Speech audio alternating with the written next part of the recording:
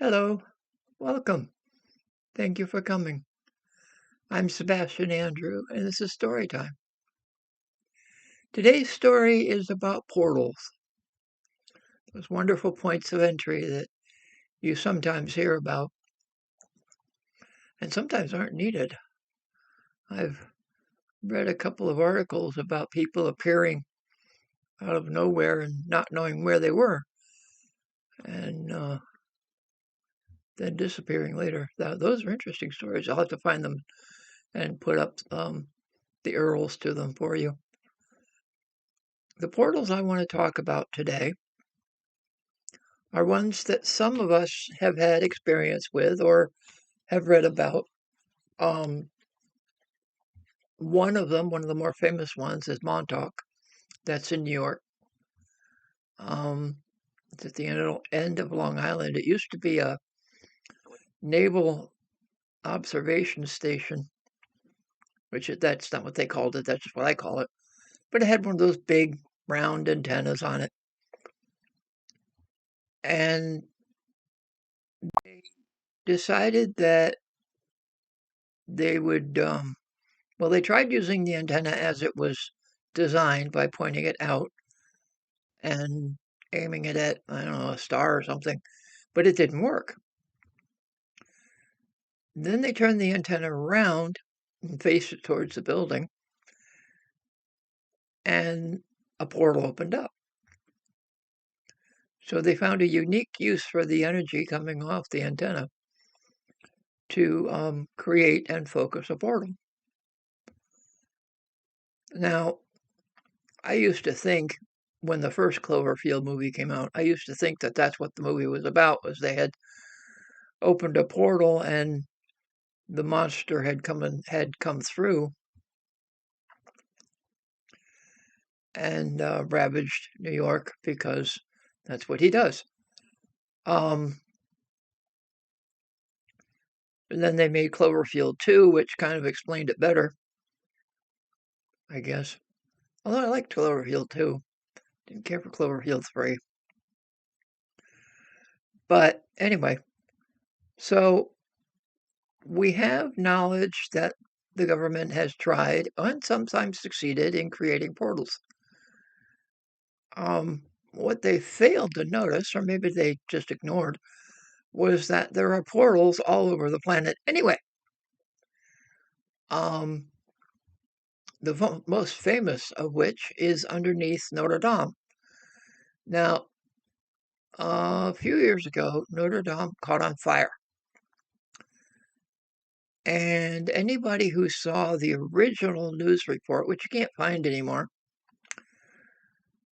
who saw the original news report noticed something appear in the flames above Notre Dame, as if it was escaping. Now, whatever started the fire, which I don't think it was human, and I don't think it was entirely an accident, but whatever started the fire was what escaped. And since then, very interesting things have been happening on our planet, which may or may not be its fault. I wouldn't go blaming demons because demons already get hell for the shit they do and don't do. But I kind of run off at the mouth here. An idea about portals where Earth is concerned is we've been a point of access for a long time, a very long time. In fact, the astrological symbol for the Earth is a world with a cross in it. Now, a cross, especially in this form, would mean, at least to me, crossroads. We are a place where portals cross, or where they cross and you can get from one place to another.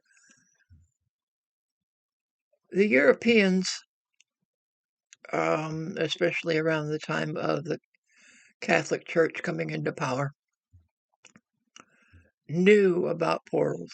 They'd have to. I mean, a number of races came through them. A number of races stopped coming through them. I mentioned dragons before. Dragons use portals quite a bit. But the church decided that they were going to cut off the portals. So they built temples on the portals, as many of them as they could. Can't very well build one on Stonehenge because everybody and their brother would rise up against you and beat you into a bloody pulp. And there are other places. There's a forest somewhere. Where did I see that? I'll have to look it up. There's a forest that's forbidden.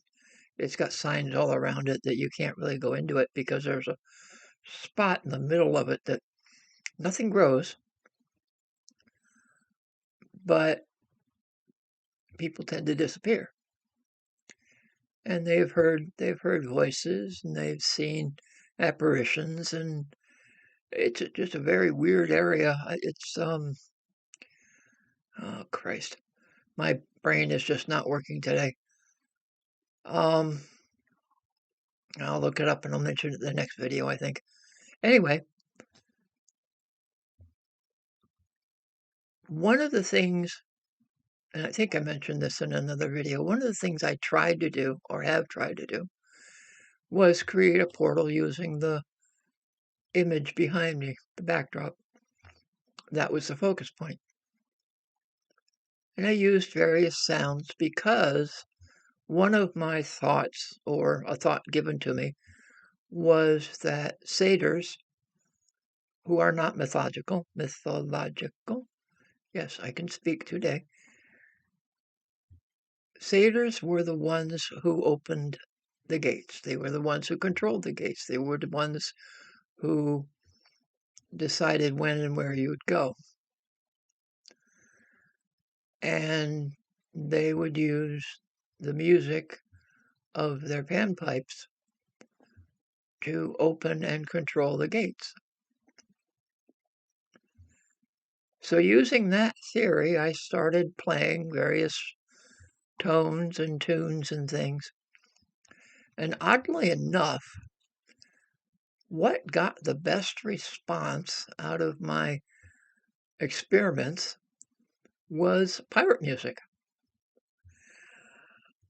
I would start playing pirate music and I could feel large amounts of energy building up behind me, which is like that portal is there.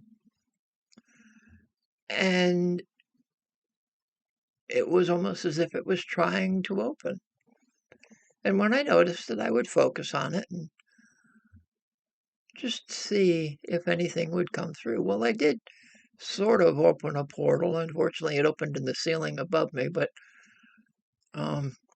portals don't run by spatial mechanics, so we're not going to go there. And I had to leave it behind when I moved out, so I'm hoping the current residents are enjoying whatever's coming through. I haven't tried it here yet. I'm sure I will at some point. Anyway, that's today's story. A little more about portals. And I'll add a little more and a little more and a little more. My stories are all teasers, I guess. And if you wove them all together, you'd have a lovely rug. If you enjoy my videos, please click on the link in my profile and give me a tip. Show me that you enjoy it, please. I'm Sebastian Andrew, and this is Storytime.